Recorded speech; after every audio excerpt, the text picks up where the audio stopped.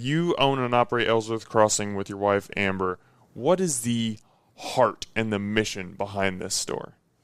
That's a good question. So sometimes I get asked, since we run a small business, what advice I'd have for somebody else. And I try to tell people, get into something that's mission-driven and something you have a lot of passion about.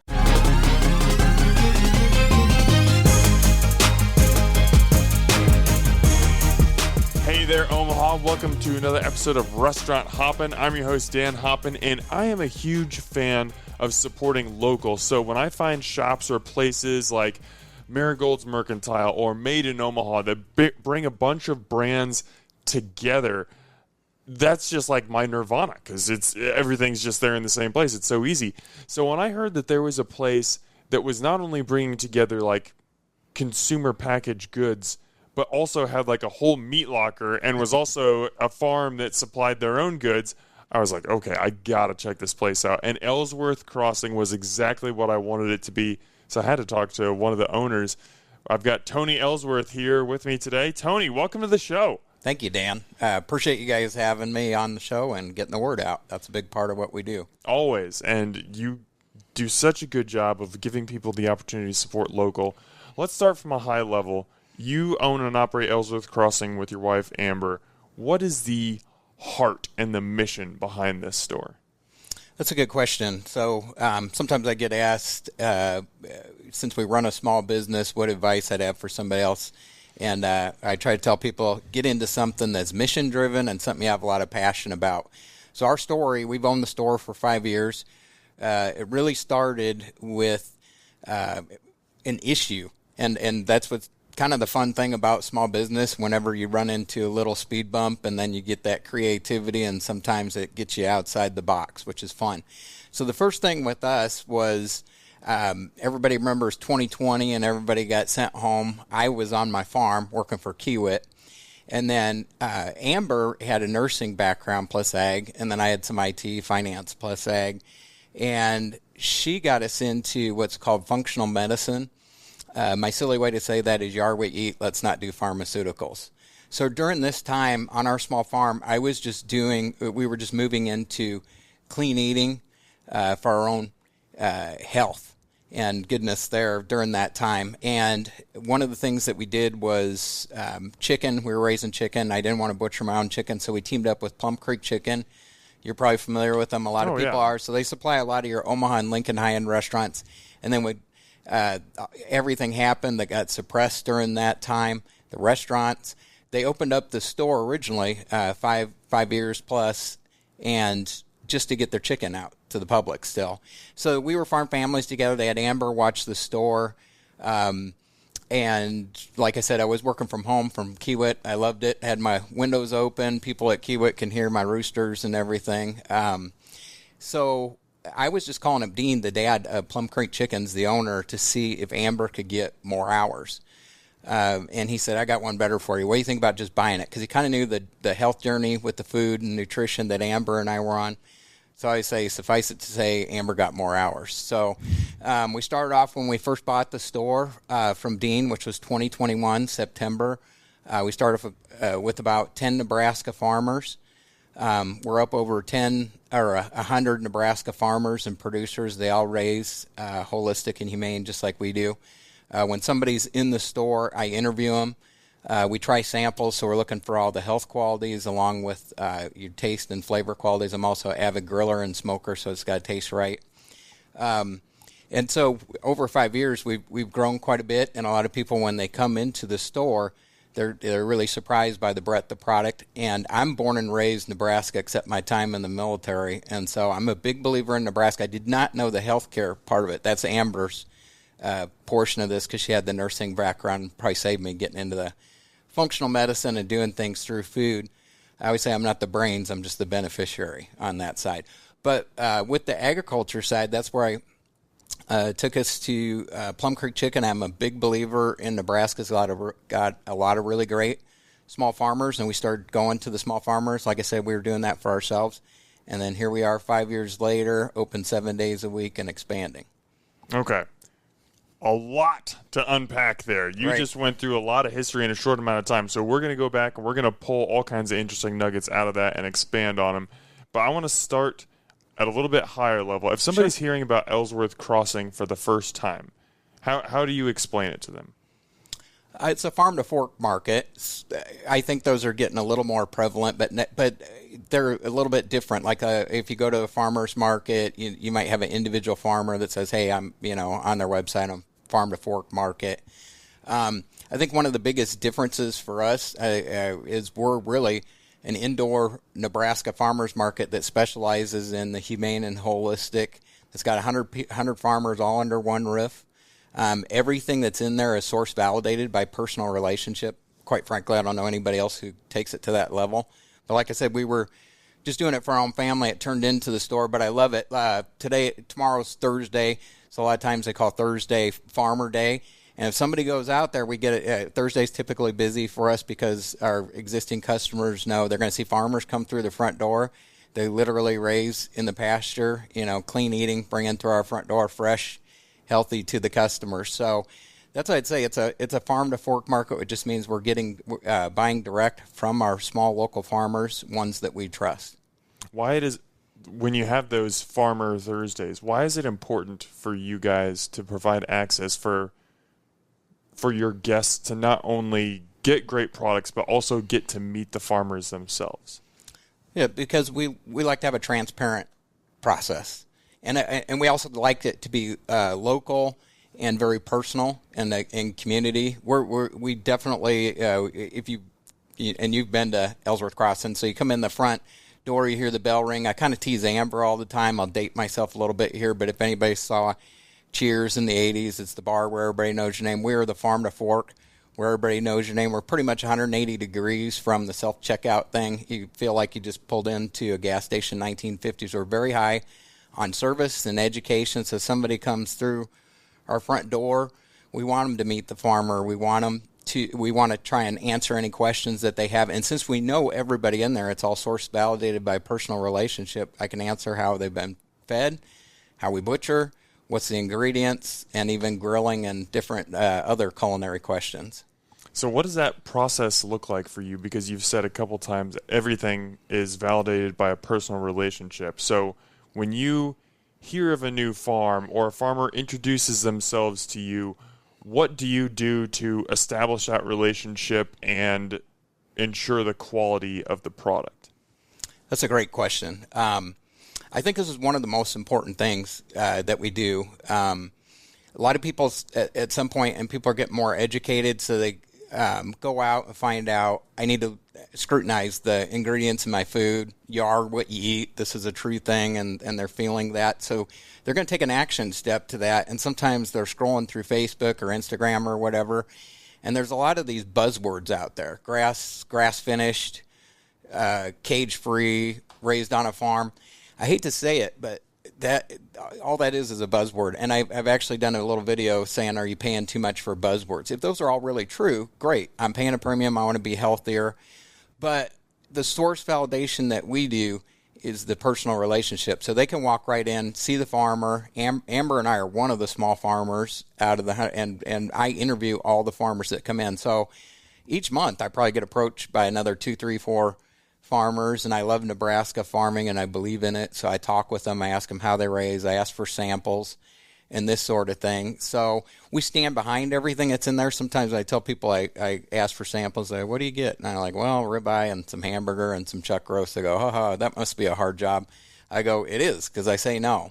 So it is everything that we have in there is the same thing I would do for my own family, and that's both on the health side as well as the flavor and tenderness qualities. Oh, I appreciate you breaking that down, because definitely in restaurants, farm to table is absolutely a buzzword that practically McDonald's is throwing on their menus now. Like, that doesn't mean anything anymore. Right. And I think farm to fork, a lot of markets would say kind of that same thing. So it's like, okay, well, what does that really mean?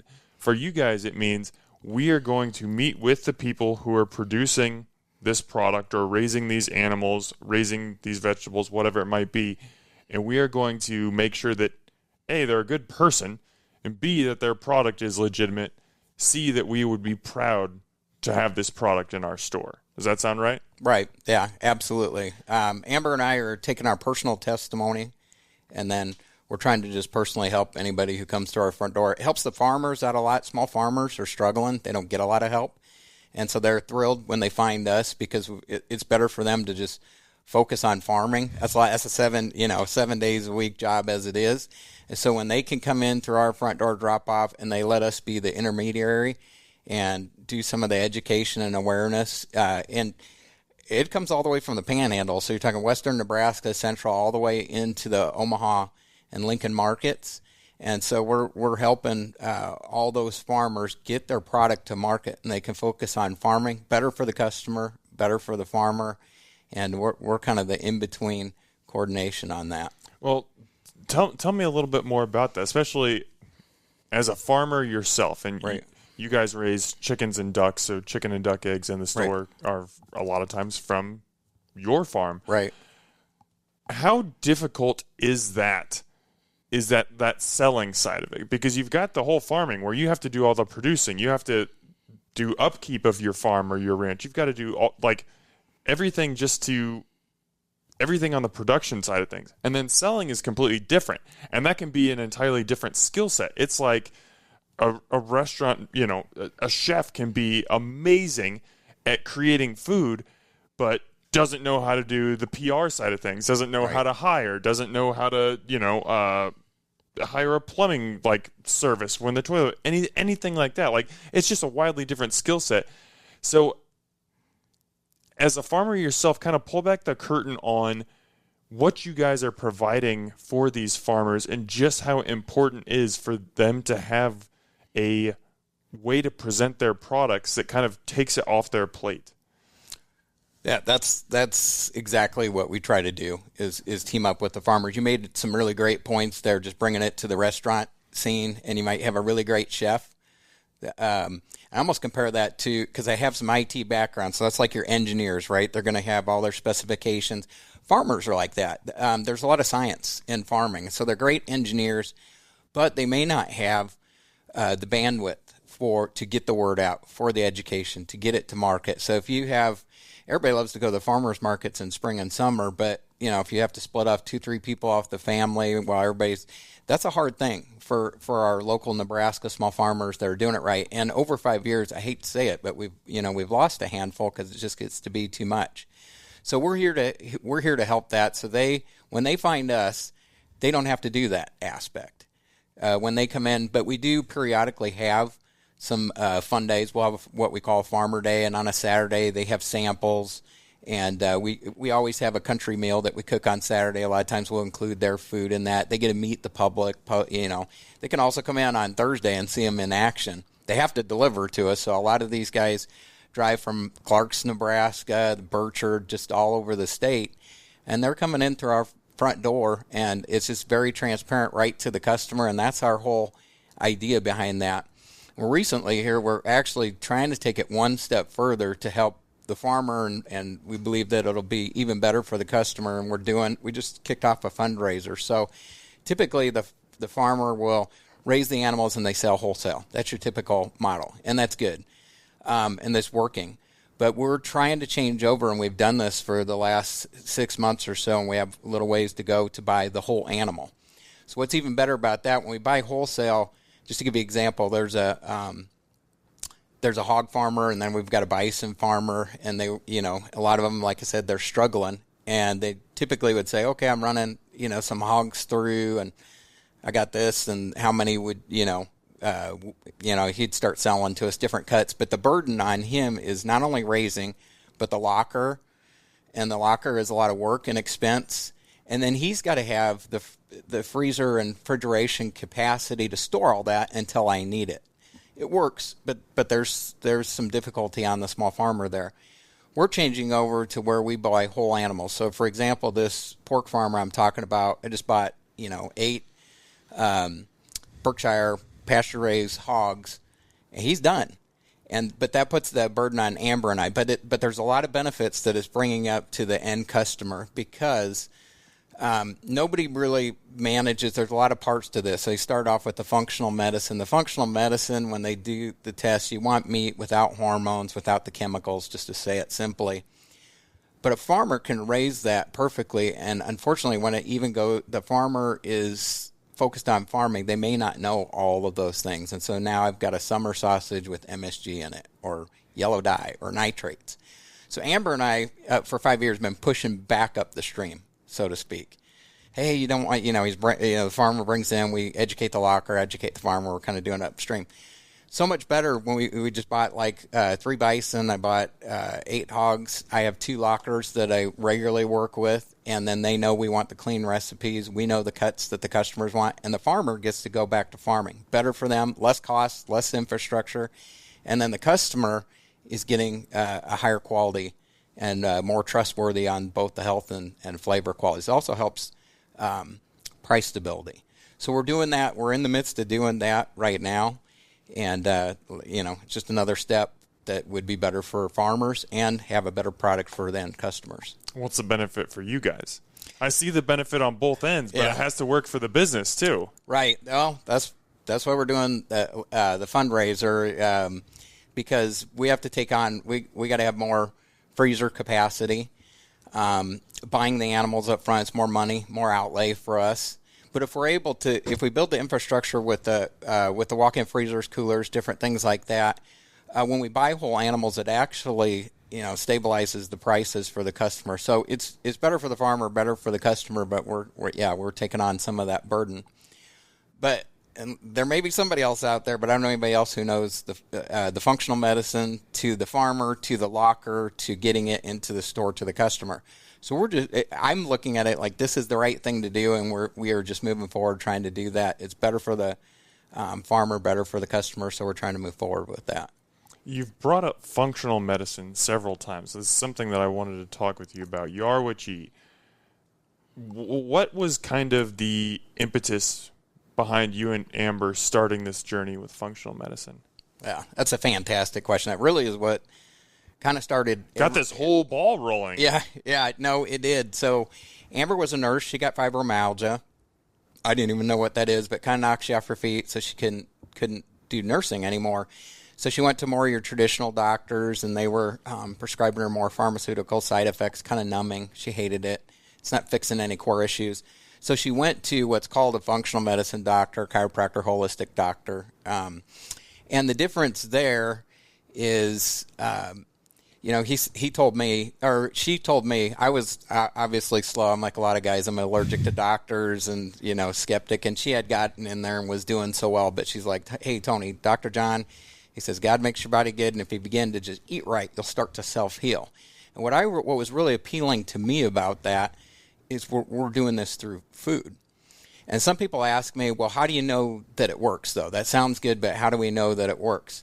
And the functional medicine doctors, they run a blood test, just like any hospital. If you're in a hospital or in a urgent care or wherever you would go in. And when they first ran my blood test, my heart, liver, kidney, wrong category, and I was pre-diabetic. Not good, but picture of America is what I say. And then the doctors say, eat the meats, eat veggies, no chemicals, no hormones, this sort of thing. So 11 months later, he tested me again because I wasn't in a great place. I knew it was going to be better, but I thought, gosh, 50 years doing this the wrong way. How much? But it's going to be incremental. I was shocked, Dan. So 11 months later, heart, liver, kidney clean, no longer pre-diabetic. So in our store, you've got, if you want to, people go in there just to talk to Amber all the time because she's way more healthcare sciencey than I am.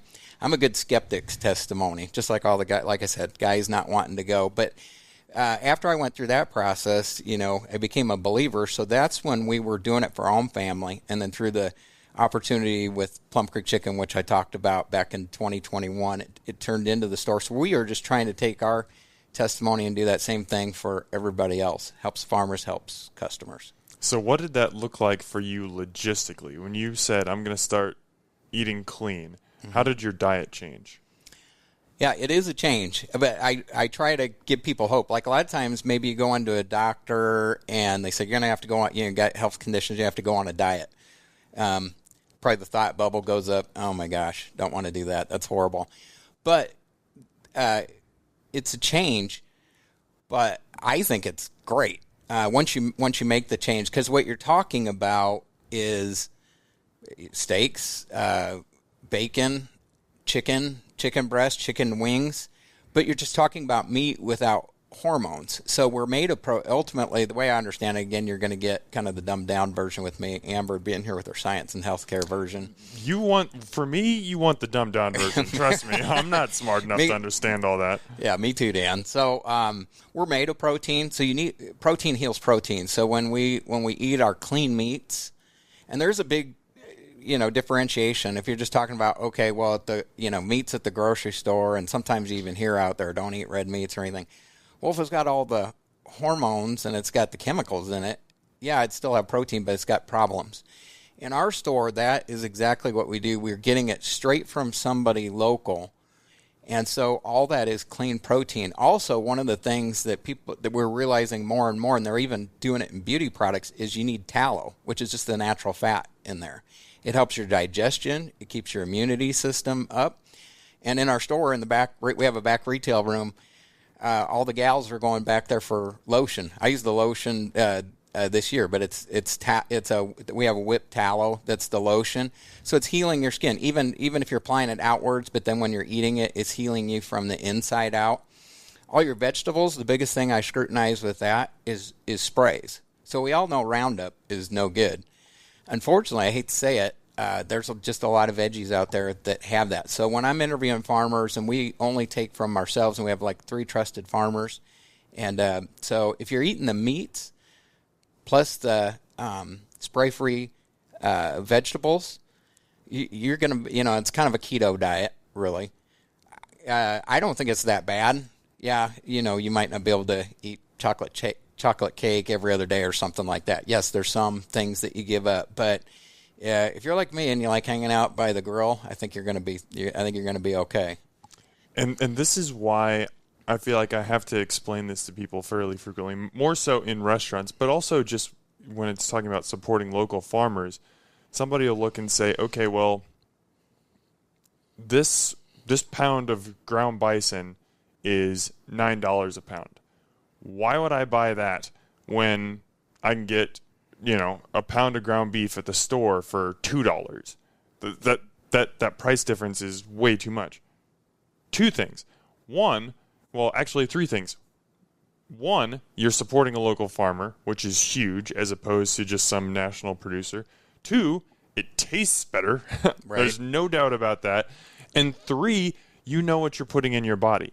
And I think that's a huge thing that America is starting to wake up to, that we are just, so much of our diets is just like actively killing us. Right. Like, I had a good friend about a year ago. He spent a week in Europe where a lot of their eating is a lot cleaner and everything. He came back here, and after like 2 days just got knocked on his butt with sickness because his body got used to, hey, this is good, clean food. Then he comes back here and he gets all the preservatives and all the fake stuff all the stuff that's on the back of the package that you can't pronounce in our food. And I love that you guys are so transparent about, hey, we talk to these people. We know how they treat their animals. If you put this in your body, it is going to actively improve your health and not hurt it.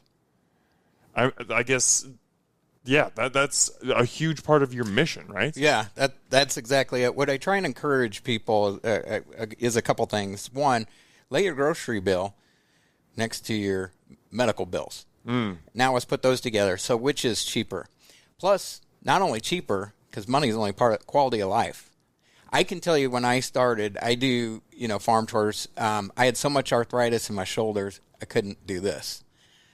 And I was told by regular doctors, same thing, kind of like with Amber and the fibromyalgia. We're, pain pills, arthritis, you're just going to have to deal with this with the rest of your life. And a lot of this stuff, too, you just get told, well, it's hereditary.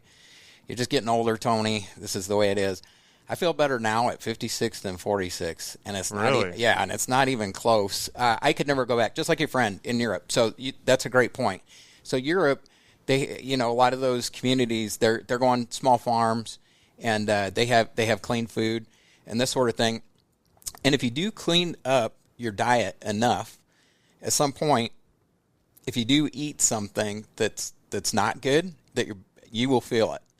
All of a sudden, you'll feel that arthritis kick up or some indigestion or something. You're going to notice. You're going to go, aha. I try to tell people, just give it 6 months. Like in my original testimony, 11 months, I was a different person. I guarantee you at 6 months, some of the different things that are going on. So that's the one thing I say is let's lay the bills next to each other. It's not the same product. So I wish they would differentiate better. A lot of times on national TV or whatever, here's this or that, for farms. Well, what's a farm? So let's define farm. So are we talking about some of the big, huge corporate farms? If anybody does a little bit of research, which a lot of people are, just to what you were saying, people are getting smarter about reading labels. There's a lot of information. Everybody's got Grok, Chat, GPT. Just get out there and start looking. The corporate farms you're talking about warehouse, conveyor belt, these sort of things. This is not treating animals good. And somebody could maybe say, oh, well, I think it's a big deal. It actually makes me really sad to see some of that. But it is a big deal. So Dean, again, just putting this in simple terms, Dean, the dad on Plum Creek Chicken, his little saying always was happy animal, healthy animal. So when we have our animals out in green grass, in sunshine, in pure water, this sort of thing, like you get with small farms, it's not just better for them, it's better for you and I. And now I don't have the health thing. So just simple model here. All our nutrients should be in the ground, should go to the plant, to the animal, to us. That's the chain. So when we do everything just for money and we deplete the soil, there's no nutrients, which also your flavor qualities go right with the nutrients. Now I don't have flavor qualities or health qualities in the plant, not the animal, not to you.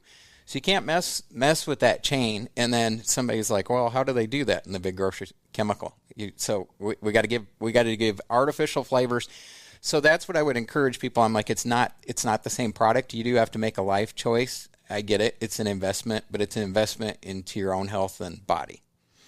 And, it's like you said a couple minutes ago, yeah, you're going to have to make substantial changes, but they don't necessarily have to be bad. Yeah, maybe you're not eating chocolate cake a couple times a week or whatever, but if somebody comes into Ellsworth Crossing, there's steak, there's ribs, there's sausages, there's honey, there's bread, like all this stuff that you think you might need to eliminate out of your diet to get healthy. You don't need to. You just need a good version of it, right? Which is where you guys come in and you provide that option for people. Do you have people who come in and like solely do their grocery shopping at Ellsworth? Yes, yeah, we do, and that was our original goal for our own family. We're probably 95% there, and we have some really good. So we've expanded. So now Kristen is one of our main. She's our lead person out there, and she's got some good feedback. She's actually a vegetarian. So Kristen gives us feedback. We do stuff very much. I call it round table. So I listen to the employees and customers and feedback, and we make changes. We've had some customers go in because usually I only do vegetables from Nebraska in season. So we're just coming on that right now. We just got asparagus, and it's fresh from the field. But we may make some changes with that because I want to help customers. So what do you do in December when you want to have a steak and a sweet potato, for example? So I think we're going to add, and we'll clearly mark it so people know what it is, but we'll add in some organic vegetables. Is that the same as the farm fresh? No, but we have to, but it's the best thing that you can do if I want a steak and a sweet potato, or you want a good veggie and that. So what we are trying to do, back to your original question, is I try to make it so I don't have to go to the grocery store. Just get everything mostly from farmers, from local farmers that we know and trust. I had a question and it just escaped me. I hope that I remember it and I can come back to it. I would love for you to we've done so much talking about local farms, local producers and everything. Take me, we've kind of approached them as a broad umbrella. What I think is special about Ellsworth Crossing is you can get the individual stories of each farmer, each producer. So what I would love for you is to just pick one and just tell me their story and help help our listeners and anyone who's watching understand what makes each individual farmer special. Because every one of these farmers has their own version of a story. Right. So just pick one and tell me what inspires you about them, what makes their product and their story special. Sure. Yeah, no, that's exactly what we like to do. And it's so great, actually, when people come in, every time they buy something, they're helping a family. So just start off with Plum Creek Chicken. That's the easy layup. They're the most popular product in the store. They do bring in fresh every Thursday. So they're down in Burchard, Nebraska. It's free-range chicken, no hormones, no unnecessary antibiotics, and so it's clean. And when you look at it visually in the store, you can see it's plumper. It's got a pink hue to it. And I try not to disparage, just tell the difference. But I get asked this question all the time. Tony, is organic good or bad? And I go, well, it's kind of neither. Organic is a government standard. So I'm like, I have some internal farmers that are really good, that work really hard on that. So I don't want to say anything negative about it because it's good.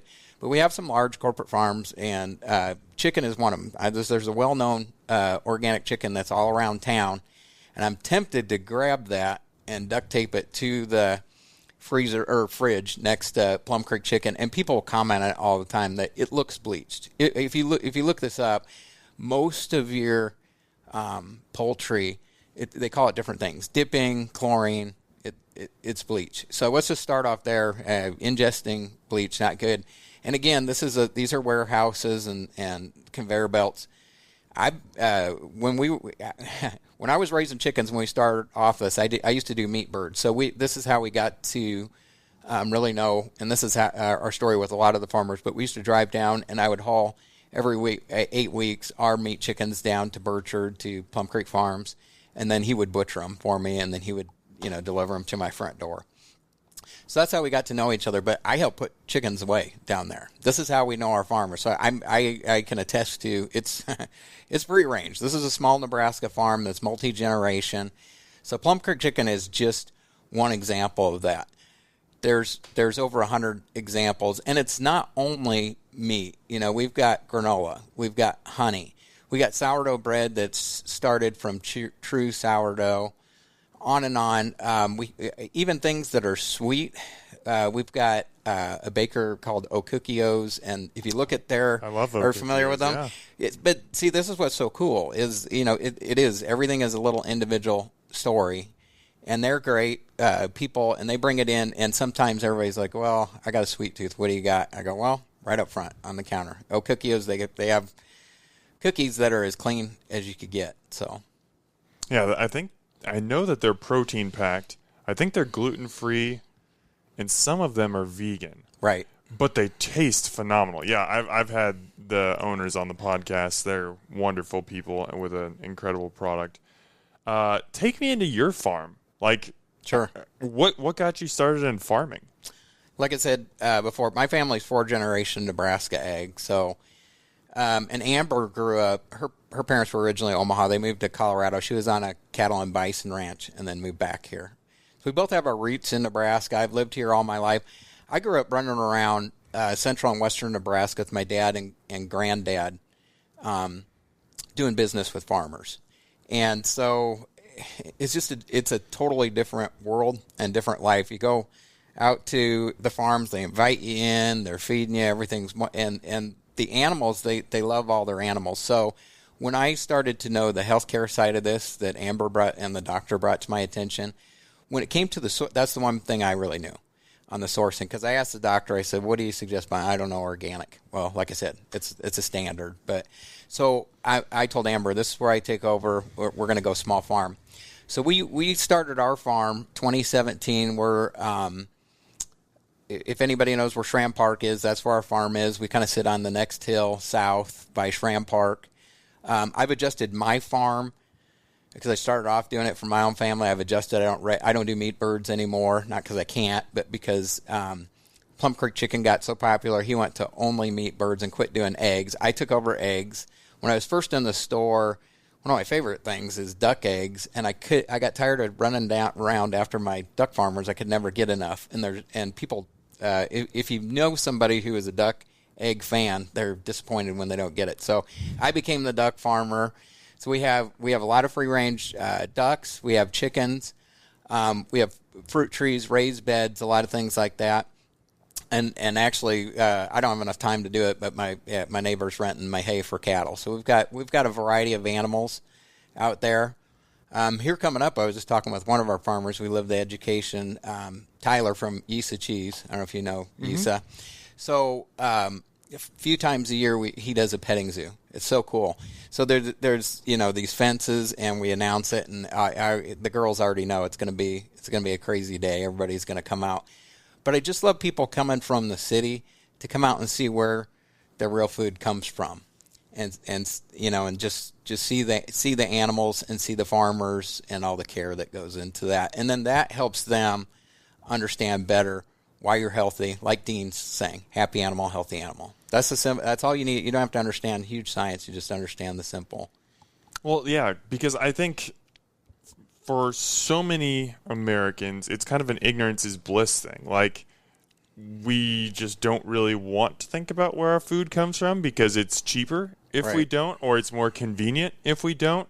So, like, I don't consume the content that shows, these chickens packed into cages and they're getting shot up with all kinds of stuff.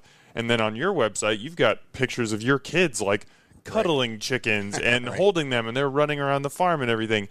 The difference in those two things, most people would never see, but if they get the opportunity to come see it, it's just like, oh, this is that steak that I'm going to buy over there. Like, it's living right there, and it looks like it's living a pretty good life. Like, that makes such a big difference in food. Getting back to the origin story. Sure. You're talking to Dean about getting more hours at the store for Amber, and he says, "Oh, wait a second. Right. Would you be interested in buying it?" Let's hit pause right there. What's the first thought that comes into your head when he says that? I had a lot of interest because and a lot of people give me this feedback. They say, I can tell you're passionate about what you do. So I didn't know the healthcare, but man, I love Nebraska. I'm born and raised. I believe in the small farmers. I'm out here to fight for them, and not only them, but other people who live in Nebraska to bring those two parties together, because that is Nebraska. So when Dean offered that up, actually I said to him, and I'm the IT and the finance guy plus ag, and this combo works out pretty good. Amber's healthcare plus ag in her background, but I told Dean, let me look at the books, and I said I want Amber to run the store for like 4 or 5 months, the operations, and she was already doing it part-time or whatever, but I want her to run it full-time for 4 or 5 months because I want to make sure she's good at it and likes it, because I knew that wasn't me. I love being in the store. I'm in the store a lot on events and Saturdays and stuff, but Amber and the girls are so good through the week. They just, Monday, Tuesday, Wednesday, not as high-paced as like a Saturday or a Thursday, for example. And they just do so many good things with, stocking and taking care of all the things that set us up for the busiest days. So that when Dean said that's I just decided, Amber and I decided to go for it, and there's a story behind that. But we, that was about spring, and we had done we got our original business loan through Center of Rural Affairs. I got that all done, and by September 1st, we were the new owners. So September 1st, 2021. Okay, so you said there's a story behind that. We're on a podcast, buddy. We tell stories here. Right. What's the story behind it? Behind what? You just said there's a story behind that. I assumed you meant when you said that by your decision to jointly. Yeah. No, we lived out on the farm. Some of my neighbors, they had small businesses and stuff, and we're people of faith, so I had prayed, some point I could make the leap over to agriculture and small business. But it's a hard leap. So we, during that time, we were, got open a door, and we stepped through it. And Amber and I operate a lot off of that. We call it closed door, open door. So when we were able to be able to get the funds, and a lot of the funds, just like I'm talking about, we're doing a fundraiser now. A lot of the funds, what they went into is the stock is really expensive and all the equipment. So there's just a lot of infrastructure. But we've done it over 5 years. We love what we do. We're looking at expanding now to a second location. We're working on that right now. It almost feels like starting the business all over again. But so many people, we want to bring what we're doing closer to them. We do deliver all over the Omaha area. So on Fridays, I'm out at Bennington and Fort Calhoun, Midtown, Sarpy. But a lot of people would, love it if the store was closer to them. So we're working on a second location. Can you tease out where that second location might be, or are you not that? Oh yeah, no, okay, we're that far. So Papillion. So I raised my kids in Papillion. I love Sarpy. Our farm's in Sarpy, so that was the most natural, logical place. So we're working on a second location in Papillion. Well, that's very exciting. Any ETA on that? We're working on that. Okay, we're working on that. Yeah. Hopefully we'll get it done sooner rather than later. I think fall would be a safe estimate. Okay. Well, that's something to look forward to. Thank you for sharing that. Yeah. Okay, so you and Amber, you talk about this opportunity. You've been praying over it. You go to Dean, you say, yes, we want to do this. What changes did you make, or did you make any changes before you reopened the store? Oh, well, it never closed, so we just kept running it, took over from Dean, because Amber was already in there really kind of running it, and then it just switched hands legally and through the contracts or whatever, and we just kept, and that officially happened September 1st. So what we started to do, though, is have our own vision in there. Like I said, when we first started, there's about 10 farmers and producers, and now we're over 100 farmers and producers. And I don't think Dean had the same vision or knowledge other than us talking to him about, like, for example, functional medicine. So all these things are kind of compartmentalized. A lot of farmers may be ignorant to functional medicine. The functional medicine doctor may be a little bit ignorant possibly to sourcing and to the locker. And so we needed to understand that whole process for our family's benefit, and we were doing that. And so when Dean offered that, we started to design the store around the same things that were great for our family, and we just wanted to take that to other families who come through our front door. Okay, I remembered my question from 15 minutes ago. So you talk about, we've got over 100 farms or producers represented in the store, and you are making personal relationships with all of them. Now, I know you said you usually get 4 or 5 a month that'll come to you, but I'm assuming you're going out and finding some of these products or some of these farms as well. How do you find all these, and how do you determine, like, hey, we want to have a sweet in the store? Hey, O Cookie O's would be a fantastic partner to go with, or we need a bison partner, Central Nebraska buffalo. That's perfect. Like, How do you identify these other farms if they're not coming to you and saying, hey, I've got this product? How do you do the identifying? Yeah, we had to do that more. That's how you get from 10 to 100. So the first year, I wanted a bison, mentioning Central Nebraska buffalo. The best. Yeah, we love Kendra. I just say Kendra. It's a whole family, but that's who we interact with. Love Kendra. And that's who we're doing some private labeling bison with now. So we actually went out to her ranch. I'm on a bunny trail here. It's just so cool. I appreciate the history, and I just think of like Lewis and Clark. And we were out there, went on some side-by-sides with Kendra, and here is her family's bison out on the Great Plains in Nebraska. And we got to sit on some side-by-sides, and not much further than you and I are apart, hear the buffalo breathe and snort and eat and everything else. So that's all the really cool things. But I knew I wanted bison. The wild game meats are something that's popular. We do have elk, and then we have Wagyu. I found a Wagyu farmer. It wasn't long, and I don't know. There was a lot of awareness. If Amber gets a call in, she's running operation. She usually will turn that over to me. So I was just calling on leads. Sometimes I was going out there and searching for them if we did have a particular product. And we grew in that area. There is an overabundance of farmers that need that help. Mm-hmm. But what I still have to do is just be careful and protect, my customers and the quality standards and different things that we have like that. So I interview them. Now at this point, I'm gonna say we don't go out and look for anything, but not as much. It's a little more. It's more minimal.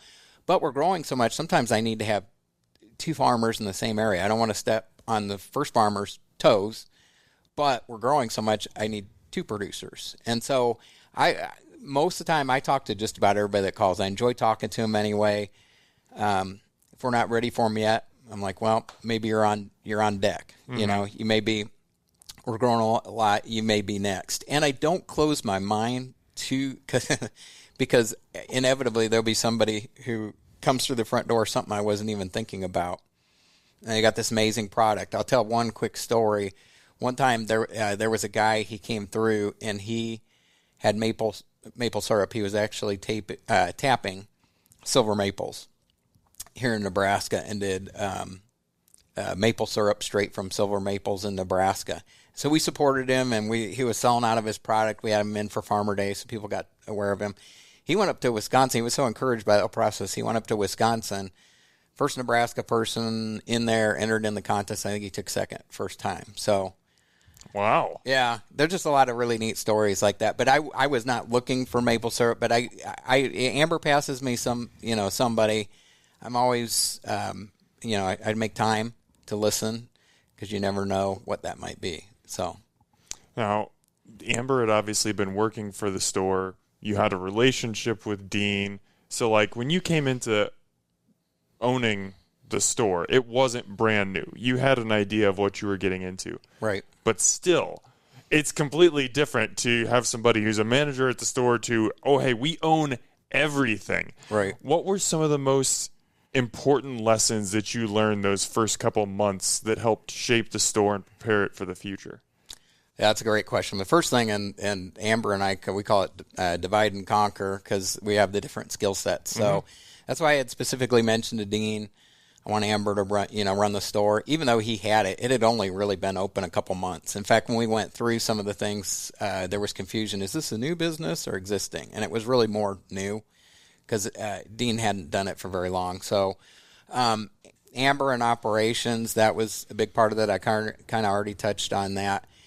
I was excited. I'm our company's bean counter, for lack of a different way to say that. I was super excited when we just had 6 months worth of data because we kind of took over, Dean's model, and we're running it for 6 months, and that gave us a chance to take a look at it and go, okay, we want to do this for the long haul. What are the different things that we need to do? And there's a lot that we needed to do, mostly with education and getting the word out. Just the awareness, because it is out there in Waterloo. There's a lot of drive-by traffic. There's lake communities out there. It's outside of West Omaha, so there's some natural, awareness to it that way. But we wanted to do bigger than that. We wanted to go into Omaha and out north to Bennington, Fort Calhoun, and into Sarpy, and we've been able to do that. But we'll take one step further here coming up soon with the new location. April 8th, 2022. You brought your smoker to the store and you offered to smoke meat for customers. So like they grill or smoke, they could buy something off the shelves, and for, I think it was only like $10, you would grill it for them and like allow them to enjoy it. And you talked earlier, you have a passion for grilling and smoking meats. What was that? Like, what inspired you to do that? And what was that day like for you? There's been a lot of days like that, so that's one. I think that might have been the first one, but that it may very well have been. I love both grilling and smoking meats. Just like I said, some of the people are like, oh my gosh, I don't want to go on a diet. I'm like, well, ribeyes are pretty good. You want some chicken wings? Right, we can do that. Yep. Anytime that I do chicken wings at the store. There's sometimes here coming up as the weather warms, I'll put a tent out in front of the store and I'll be out front grilling for people. And one of the things that and then they can go in, we do a lot of samples, and then they can buy a meal or whatever. But Plum Creek chicken wings, people taste that and they go, oh my gosh, is this deep fried? I'm like, no, it's right off the grill. It just, the food and flavor quality is so much higher on a lot of that. And then here's another product you probably know, but Cornhusker Kitchen duck fat. You familiar with them? This one's new to me.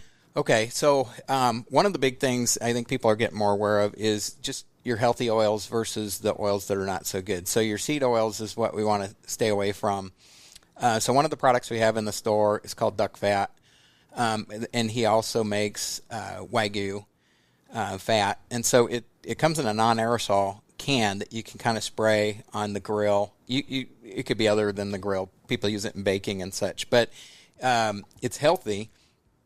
you're not deep fat frying. And as I'm on the grill and you're flipping your chicken wings, when people take out, not only do they get the great flavor of Plum Creek chicken, but the duck fat adds a little bit of crispiness to the outside, and so people love that because it's a healthy version of what they normally might get somewhere else that's deep fat fried.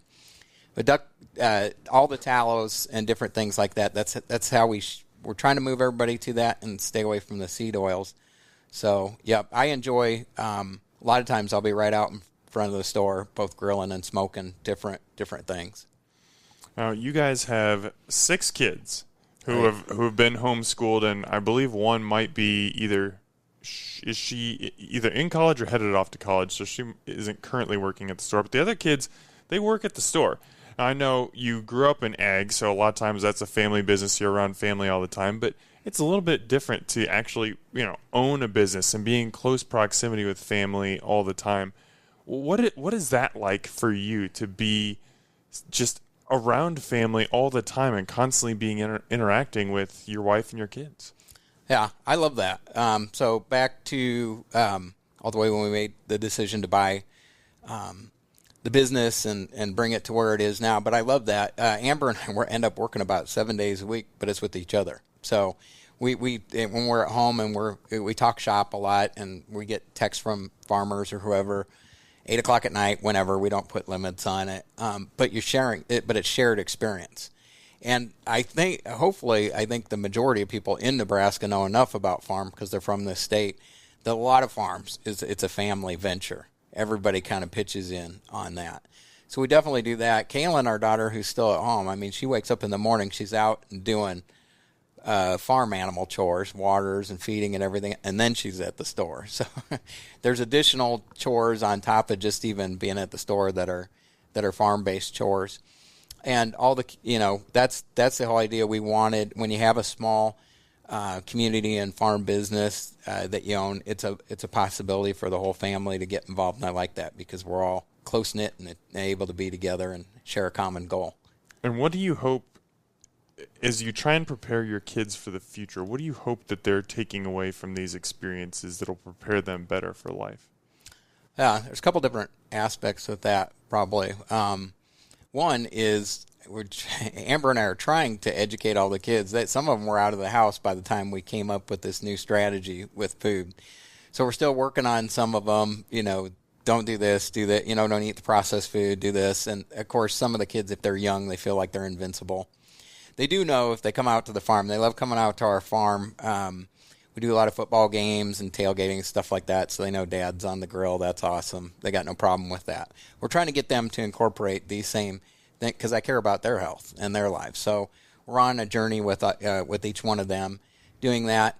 And then the other side, just on small business and being an entrepreneur, I try to support all of them in their own way. I don't think there's only one way to do things. We have, just give you an example, our daughter Alexa, I'm veteran. She just got a job fairly recently within the last year at the VA clinic. So she's a veteran nurse, and I'm surrounded by healthcare. So this was the way to go. But I'm super happy for her. She's got a calling for that, something that I couldn't even remotely do. She really actually enjoys doing surgeries. That's like the 180 degrees opposite. I couldn't stay in the room for something like that. But that's really cool. Kaylin, who I was just talking about, really she's post high school and really has a desire to do some things with culinary.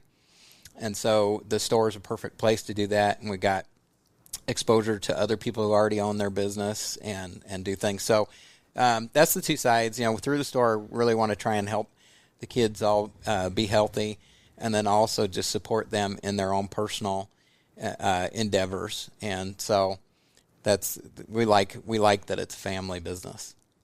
Now, obviously, what I'm about to ask next, probably the biggest part of it is opening a second location. But even just looking overall at Ellsworth as a brand and as a business, as you look into the future, how do you hope to see it continue to grow and evolve? Well, we're taking that next step now, so we'll see how the second location, I have to say, It's almost like opening a new business, more so than maybe I would have pictured when I started venturing down that way. But you that's a big part of small business. You learn through kind of like a boot camp experience or school of hard knocks. A lot of things, like the whole business started in 2020. Here's a problem, and Plum Creek Chickens, and now it's a solution.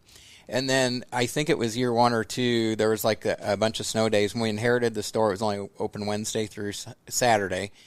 And there were snowstorms on every Wednesday for a couple weeks. So Amber and I just look at each other. What are we going to do? Well, let's open up on Monday and Tuesday. We'll communicate it, ask for help, get people in. And then we're open on days we normally get the revenue there. And then we'll close on Wednesday. Well, after you do that, it's hard to put the toothpaste back in the tube. So then we're open. And then this last year, a lot of people will recall this, but there was a horrible ice storm that took down so many power poles. And that's something in our fundraiser. We really need not only the freezer and fridge capacity, but you really need backup generators and such, because you don't know, and everybody experiences the Nebraska weather.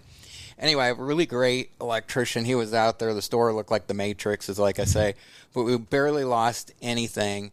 But we did lose a handful of days in revenue and people coming into the store. So again, Amber and I, what are we going to do? I go, well, let's open up, the next 4 Sundays or something like that. And again, ask for help. And then we were in there working on Sunday, and people were so supportive and so nice. And there were a lot of families and just people that said, I'm so glad you're open on Sunday. This is the only day I can get my family here, and I love your store. So a couple of the... we got some employees to cover it. It's good for them because a lot of them are on hourly wages, so some of them are single moms and such. It helps them, helps the farmer because they're doing and the customers love it. So we've just gone forward with that. That was when we, expand. That's a different expansion. We expanded to 7 days a week, which was not easy. And then this is the next thing that we'll do. If it goes well, maybe there'll be another one beyond that. We'd love it because I think our vision is to take everything that you and I have talked about here today. I want to take it, to the people. Mm-hmm. So that's our goal. Well, I would encourage anyone watching or listening to this, whether it's the original location or the new one that's coming up to Papillion, go check out Ellsworth Crossing.